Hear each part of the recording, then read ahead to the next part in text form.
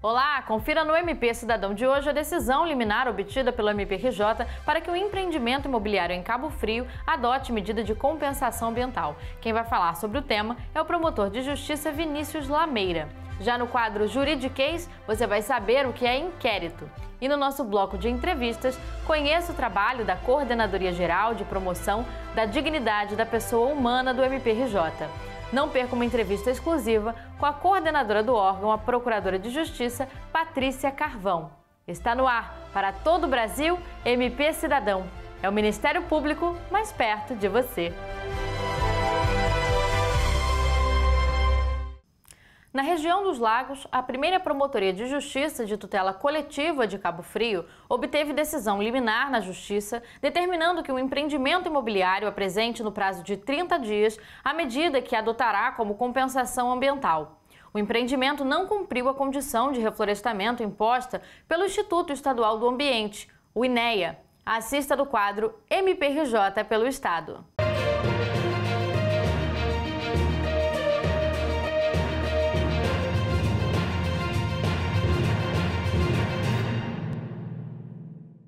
Em Cabo Frio, o MPRJ obteve na Justiça decisão para que empreendimento imobiliário adote medida de compensação ambiental no município. Bom, então antes de entrar propriamente na decisão judicial, eu gostaria de fazer um breve esclarecimento sobre o contexto fático, o que levou o Ministério Público a ajuizar essa ação. Bom, então o objeto dessa ação civil pública é o empreendimento, um loteamento para fins residenciais e comerciais, conhecido como Terras Alphaville de Cabo Frio. Esse loteamento ele foi aprovado em 2014, ele já foi implantado, e lá no início ele obteve uma licença da Prefeitura de Cabo Frio. Essa licença da Prefeitura de Cabo Frio autorizou a instalação do empreendimento, mas condicionou a realização de algumas obrigações. Uma delas foi justamente que o empreendedor se dirigisse ao órgão ambiental estadual, o INEA, e solicitasse uma autorização de supressão de vegetação. Esse pedido de autorização de supressão de vegetação foi feito lá no ano de 2014 e foi aprovado. No entanto, o INEA determinou ao empreendedor que apresentasse, num prazo de 90 dias, uma área de 5,88 hectares para que fosse reflorestada como uma forma de compensação ambiental. Bom, até hoje essa obrigação não foi cumprida. E a última informação do INEA, que me foi prestada no ano de 2020, foi no sentido de que a área apresentada pelo empreendedor para promover essa compensação, para receber esse projeto de reflorestamento, não foi admitida, porque já era uma área de reserva legal. E aí é importante esclarecer que essa área de reserva legal, ela já tinha que ser mantida de qualquer jeito. Tá? De qualquer maneira, a vegetação na área de reserva legal deveria ser mantida. Então, o empreendedor tinha que apresentar uma outra área para receber esse projeto de reflorestamento, o que não foi feito. Diante dessa informação do INEA, o Ministério Público tentou fazer acordos com o empreendedor para que ele executasse esse projeto de reflorestamento. No entanto, ele não executou o projeto, então o Ministério Público ajuizou essa ação. Bom, quais foram os pedidos formulados pelo Ministério Público nessa ação? O INEA, além do projeto de reflorestamento, ele deu uma segunda opção ao empreendedor. Ele falou o seguinte, olha, ou o empreendedor apresenta esse projeto de reflorestamento, ou ele faz um pagamento em dinheiro na forma de compensação pecuniária. Esse pagamento em dinheiro ele vai ser destinado aqui no estado do Rio de Janeiro para a Câmara de Compensação Ambiental. E as verbas, os montantes que são aportados na Câmara de Compensação Ambiental, eles são revertidos para projetos de restauração florestal. Então o empreendedor tinha essas duas opções, ou executar o reflorestamento ou fazer o pagamento da compensação pecuniária à Câmara de Compensação Ambiental do estado do Rio de Janeiro. Então, o pedido do Ministério Público na ação judicial é que o réu exerça essa opção, ou seja, ou ele apresente uma área para o INEA para receber o projeto de reflorestamento, ou ele faça um pagamento a título de compensação pecuniária no prazo de 90 dias. E o Ministério Público pediu que, se ele não apresentasse essas opções, se ele não exercesse essas opções, ele fosse condenado ao pagamento de uma multa diária. O Judiciário acolheu o pedido do Ministério Público e determinou ao réu que apresente ao INEA, na forma de compensação ambiental a ser dotada, né, ou a apresentação do projeto ou o pagamento. Estabeleceu um prazo para exercer essa opção e estabeleceu uma multa, caso essa opção não seja exercida no prazo decidido pelo juízo. Bom, então, o que o juízo determinou foi que o réu exerça essa opção. Ele deu um prazo para o réu, para o empreendedor, para que ele exerça essa opção. Ou ele apresenta uma área para o INEA para receber o projeto de reflorestamento, ou ele opta pelo pagamento da compensação pecuniária. Essa foi a decisão judicial, tá? Ele tem que comprovar a apresentação da opção exercida junto ao INEA num prazo de 30 dias, sob pena de incidência de uma multa diária no valor de R$1.000. Essa decisão ela ainda é passível de recurso, tá? O empreendedor pode interpor um recurso para reverter essa decisão. E caso ele não cumpra essa decisão, vai ocorrer a incidência da multa fixada pelo Poder Judiciário. Essa decisão foi proferida pelo juízo de primeira instância e, se ele tiver a intenção de recorrer, ele tem que recorrer ao segundo grau, à segunda instância do Poder Judiciário Fluminense. Uma questão que eu gostaria de frisar, que eu acho que é um aspecto relevante dessa ação, foi o argumento utilizado pelo Ministério Público para que essa decisão fosse proferida em caráter liminar, em caráter de tutela antecipada de urgência. E qual é o argumento? O argumento do Ministério Público é que essa restauração florestal ela já deveria ter ocorrido desde 2014. E desde 2014 que a coletividade vem sendo privada dos serviços ecossistêmicos que são prestados a toda a coletividade pela vegetação em pé. E o que são serviços ecossistêmicos? Serviços ecossistêmicos são benefícios que o ser humano obtém dos ecossistemas. E existem inúmeros tipos de serviços ecossistêmicos prestados ao meio ambiente e ao ser humano. Nós temos serviços de provisão, como, por exemplo, a provisão de alimentos e de água, serviços de regulação, como o serviço de regulação de inundações, de secas, evitar a degradação do solo, serviços de suporte que interferem na formação do solo e na ciclagem de nutrientes, e também serviços tipificados como culturais, ou seja, o lazer proporcionado por essas áreas com vegetação em pé, serviços espirituais, religiosos e outros benefícios imateriais. Quem tiver mais interesse em compreender o que são serviços ambientais e serviços ecossistêmicos, pode procurar a Lei 14.119 de 2021, que trata da Política Nacional de Pagamento por Serviços Ambientais.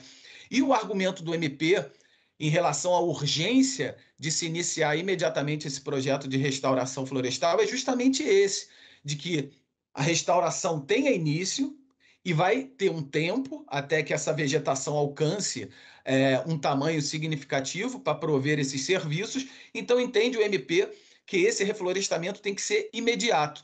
E essa foi a novidade dessa ação civil pública, foi utilizar esse argumento da necessidade de iniciar imediatamente o reflorestamento para que a coletividade possa gozar desses serviços ecossistêmicos que estamos sendo privados desde o ano de 2014, quando o empreendedor descumpriu o dever de executar o reflorestamento. Na verdade, o empreendedor obteve a licença ambiental. Agora, toda licença ambiental veicula algumas condicionantes ambientais, ou seja, para o empreendedor exercer aquele determinado empreendimento, ele vai ter que cumprir com algumas obrigações de natureza ambiental. Nesse caso, foi o descumprimento de uma condicionante. Ele apresentou os projetos, ele apresentou o diagnóstico ambiental da área, e com base nesse diagnóstico ambiental que foi fixada essa condicionante ambiental. Então, o que houve aqui nesse caso foi apenas o descumprimento de uma das condicionantes ambientais, que é justamente o reflorestamento, que hoje em dia ele pode optar ou pelo reflorestamento ou pela compensação pecuniária. O quadro Juridiquês explica o significado de alguns termos usados no meio jurídico. Hoje você vai entender o que é inquérito. Acompanhe. MPRJ abre inquérito civil para investigar jogo Baleia Azul. Fonte, consultor jurídico, de 3 de maio de 2017.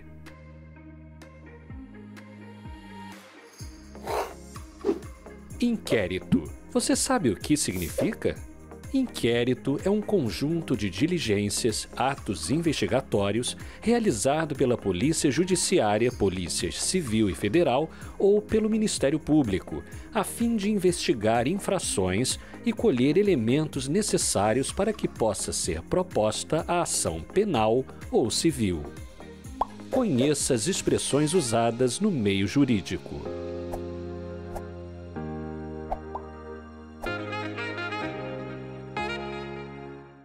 O MP Cidadão vai fazer um breve intervalo. Não saia daí, voltamos em instantes.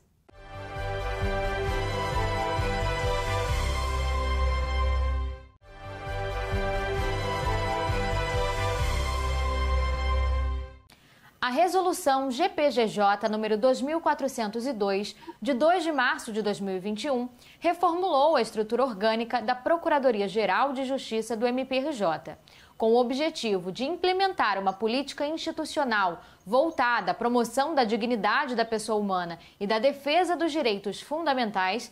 A resolução constituiu a Coordenadoria Geral de Promoção da Dignidade da Pessoa Humana. Para explicar um pouco do trabalho desse órgão, nós vamos contar com a participação da coordenadora da CGP-DPH do MPRJ, a Procuradora de Justiça, Patrícia Leite Carvão. Olá, doutora Patrícia, seja muito bem-vinda ao MP Cidadão. Olá, Juliana, muito obrigada pelo convite e pela possibilidade de estar com vocês e esclarecer um pouco mais sobre essa nova estrutura. Doutora, eu inicio essa entrevista pedindo para a senhora explicar o que é e como funciona a Coordenadoria Geral de Promoção da Dignidade da Pessoa Humana.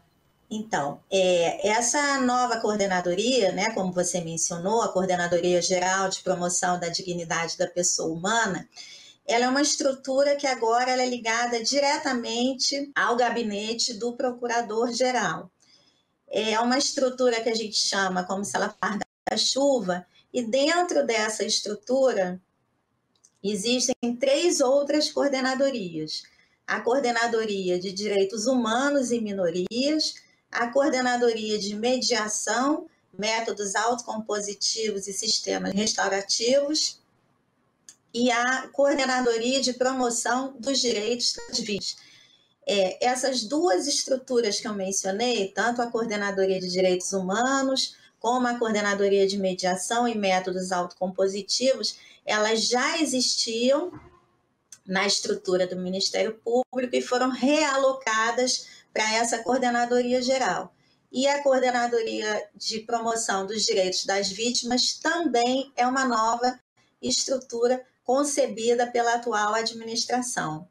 Doutora, e quais as principais dificuldades do MPRJ na atuação em defesa dos direitos humanos? Nós somos uma instituição, o Ministério Público é uma instituição, e a instituição é formada por pessoas com diferentes histórias de vida, com diferentes vivências. Então, eu acho que o principal desafio da atuação junto à área de direitos humanos é trazer uma sensibilização de todos os membros para questões sociais importantes que muitas vezes têm pouca ou nenhuma visibilidade e que precisam servir de material de trabalho ao Ministério Público. Então, eu exemplifico a questão dos direitos LGBTI+. Muitas vezes pode haver um certo desconhecimento da quantidade de demandas e de problemas que essa parte da população enfrenta. Então, pode ser que o membro não tenha um olhar suficientemente amplo sobre esse tipo de questão. Então, o nosso maior desafio é isso, é trazer sensibilidade sobre questões que estão explodindo na sociedade e fazer com que a nossa atuação seja mais humanizada e atenda mais a todas as demandas sociais que nos são trazidas. Perfeito, doutora. E quais as mudanças recentes na estrutura do MPRJ na área de defesa dos direitos humanos? Bom, inicialmente, como eu já mencionei no início da minha fala, na administração anterior existia a Coordenadoria de Direitos Humanos e Minorias, que era ligada diretamente à Subprocuradoria Criminal. Então, houve esse deslocamento, houve a criação da estrutura que atualmente eu coordeno, que é a Coordenadoria Geral de Promoção da Dignidade da Pessoa Humana. Houve, então, a criação dessa estrutura, abarcando dentro da minha atuação essas 3 outras coordenadorias, para que a gente possa fazer diversas articulações com todos os membros, todos os órgãos de execução do Ministério Público. Ao mesmo tempo, houve a edição da Resolução 2419, que estruturou não só a Coordenadoria Geral, mas como essas 3 outras coordenadorias que eu apontei. E, recentemente, tivemos também uma importante conquista, que foi a promulgação da Resolução 2422 de junho. Essa resolução, ela criou a Comissão de Defesa dos Direitos Fundamentais, em total alinhamento às diretrizes propostas pelo Conselho Nacional do Ministério Público. Então, dentro dessa Comissão de Defesa dos Direitos Fundamentais, nós vamos implementar diversos grupos de trabalho com as temáticas mais plurais e diversificadas possíveis. Nós teremos um grupo de trabalho para a população LGBT, para a questão racial, para a questão da violência doméstica. E todos esses grupos de trabalho têm como objetivo ver de que maneira a atuação do Ministério Público pode ser a mais ampla e a mais eficiente possível. Perfeito, doutora. E qual a importância dessas mudanças para a atuação ministerial? Então, Juliana, eu vejo essas mudanças muito otimismo. Eu acho que essa reestruturação que foi feita no âmbito da Procuradoria-Geral de Justiça, com a criação não só da Coordenadoria Geral, mas com a edição dessas 2 resoluções, principalmente a Resolução 2422, que cria a Comissão de Defesa dos Direitos Fundamentais, eu vejo com muito bons olhos, vejo que o nosso Procurador-Geral está muito alinhado com as questões sociais que desafiam a atuação do Ministério Público, e é importante a gente fazer esse trabalho, né, de conscientização, da visibilidade a pautas tão importantes que nos permitirão ter uma atuação cada vez mais eficaz, assegurando o cumprimento da Constituição e de todos os direitos fundamentais, que são de todos e para todos, sem qualquer interpretação restritiva ou heteronormativa. Então, estou bem otimista com o desafio que me foi proposto, com todas as dificuldades, mas tenho certeza que caminharemos para um bom desempenho e uma boa atuação funcional. Doutora Patrícia, infelizmente a nossa entrevista está chegando ao fim. Eu agradeço novamente a participação da senhora no nosso programa. Muito obrigada, Juliana. Apesar de breve, eu espero que a minha participação tenha esclarecido dúvidas, tenha dado visibilidade a essa nova estrutura, e estamos aqui sempre à disposição. Qualquer dúvida, qualquer esclarecimento, estamos aqui. Muito obrigada, doutora Patrícia Carvão. E por hoje, nós ficamos por aqui. Para rever este programa, acesse o canal do MPRJ no YouTube. Se inscreva, ative as notificações e nos siga nas nossas redes sociais. O MP Cidadão também está disponível em podcast nas plataformas Deezer, Spotify e iTunes. Nos vemos no domingo que vem. Um forte abraço! Até mais!